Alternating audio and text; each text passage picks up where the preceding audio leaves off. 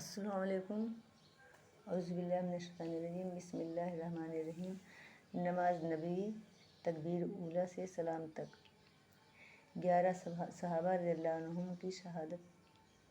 حضرت ابو حمید سعدی رضی اللہ عنہ سے روایت ہے کہ انہوں نے رسول اللہ صلی اللہ علیہ وسلم کے 10 صحابہ کی جماعت میں کہا کہ میں تم سب سے زیادہ رسول اللہ صلی اللہ علیہ وسلم کی نماز کے طریقے کو جانتا ہوں۔ صحابہ کرام رضی اللہ عنہ نے کہا، پھر ہمارے روبرو رسول اللہ صلی اللہ علیہ وسلم کی نماز بیان کرو۔ ابو حمید نے کہا، جب رسول اللہ صلی اللہ علیہ وسلم نماز کے لیے کھڑے ہوتے تو اپنے دونوں ہاتھ کندھوں کے برابر اٹھاتے، پھر تکبیر تحریمہ کہتے، پھر قرآن پڑھتے، پھر رکوع کے لیے تکبیر کہتے اور اپنے دونوں ہاتھ کندھوں کے برابر اٹھاتے، پھر رکوع کرتے اور اپنی ہتھیلیاں اپنے گھٹنوں پر رکھتے، پھر رکوع کے دوران کمر سیدھی کرتے، پس نہ اپنا سر جھکاتے اور نہ بلند کرتے، یعنی پیٹھ اور سر ہموار رکھتے، اور پھر اپنا سر رکوع سے اٹھاتے، پس کہتے سمع اللہ لمن حمدہ، پھر اپنے دونوں ہاتھ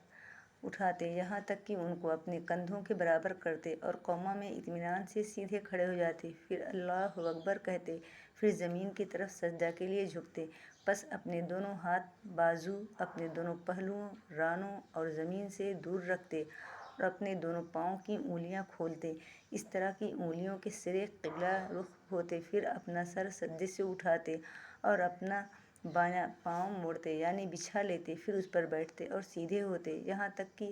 ہر ہڈی اپنی جگہ پر آ جاتی، یعنی بڑے اطمینان سے جلسہ میں بیٹھتے، پھر دوسرا سجدہ کرتے، پھر اللہ اکبر کہتے اور اٹھتے اور اپنا بایاں پاؤں موڑتے، پھر اس پر بیٹھتے اور دل جمعی سے اعتدال کرتے یہاں تک کہ ہر ہڈی اپنے ٹھکانے پر آ جاتی، یعنی اطمینان سے جلسہ استراحت میں بیٹھتے، پھر دوسری رکعت کے لیے کھڑے ہوتے، پھر اسی طرح دوسری رکعت میں کرتے، پھر جب 2 رکعت پڑھ کر کھڑے ہوتے تو اللہ اکبر کہتے اور اپنے دونوں ہاتھ کندھوں کے برابر اٹھاتے، یعنی جیسے نماز کے شروع میں تکبیر اولیٰ کے وقت کیا تھا، پھر اسی طرح اپنی باقی نماز میں کرتے یہاں تک کہ جب وہ سجدہ ہوتا جس کے بعد سلام ہے، یعنی آخری رکعت کا دوسرا سجدہ، جس کے بعد بیٹھ کر تشہد، درود اور دعا پڑھ کر سلام پھیرتے ہیں، اپنا بایاں پاؤں دائیں پنڈلی کے نیچے سے باہر نکالتے اور بائیں جانب کو کولہے پر بیٹھتے، پھر سلام پھیرتے۔ یہ سن کر ان صحابہ نے کہا، اے ابو حمید سعدی، تو نے سچ کہا، رسول اللہ صلی اللہ علیہ وسلم اسی طرح نماز پڑھا کرتے تھے۔ نماز کی نیت۔ رسول اللہ صلی اللہ علیہ وسلم فرماتے ہیں، انما الاعمال بالنیات، عملوں کا دار و مدار نیتوں پر ہے، اس لیے ضروری ہے کہ ہم اپنے تمام جائز اعمال میں سب سے پہلے پرخلوص نیت کر لیا کریں، کیونکہ جیسی نیت ہوگی ویسا ہی پھل ملے گا۔ حضرت ابو ہریرہ رضی اللہ عنہ روایت کرتے ہیں کہ رسول اللہ صلی اللہ علیہ وسلم نے فرمایا، ایک شہید اللہ کے سامنے قیامت کو لایا جائے گا، اللہ اس سے پوچھے گا کہ تو نے کیا عمل کیا؟ وہ کہے گا کہ میں تیری راہ میں لڑ کر شہید ہوا۔ اللہ فرمائے گا، تو جھوٹا ہے، بلکہ تو اس لیے لڑا کہ تجھے بہادر کہا جائے۔